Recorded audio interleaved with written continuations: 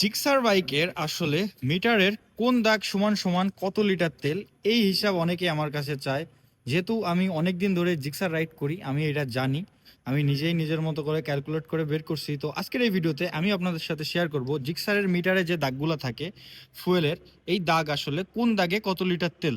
তো একদম প্রথম যে দাগটা আছে দেখতে পাচ্ছেন, একদম প্রথম দাগ যেটা খালি হয়ে আছে, এইটাই ধরে হচ্ছে 3 লিটার তেল। মানে প্রথম দাগ সমান সমান 3 লিটার বা 3 লিটার তেল। দ্বিতীয় যেটা আছে এইটাও সেম, দ্বিতীয় দাগেও 3 লিটার তেল, মানে প্রথমটাও 3 লিটার, দ্বিতীয়টাও 3 লিটার। টোটাল দুই দাগে হচ্ছে 6 লিটার। এরপরে যে 1 2 3টা আছে, পরের তিনটায় হচ্ছে 3 লিটার, প্রত্যেকটায় 1 লিটার করে। এবং লাস্টে যে দাগটা আছে ওইটাও 3 লিটার।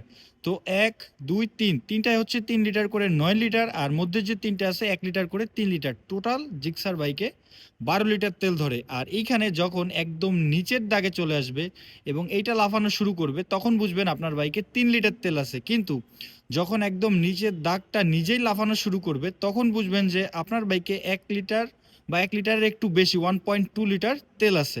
তো এই হচ্ছে জিক্সার বাইকের মিটারে তেলের হিসাব। অনেকে আমার কাছে জিজ্ঞাসা করেন, আশা করি এই ভিডিওর পরে আপনারা নিজেরাই বুঝতে পারবেন।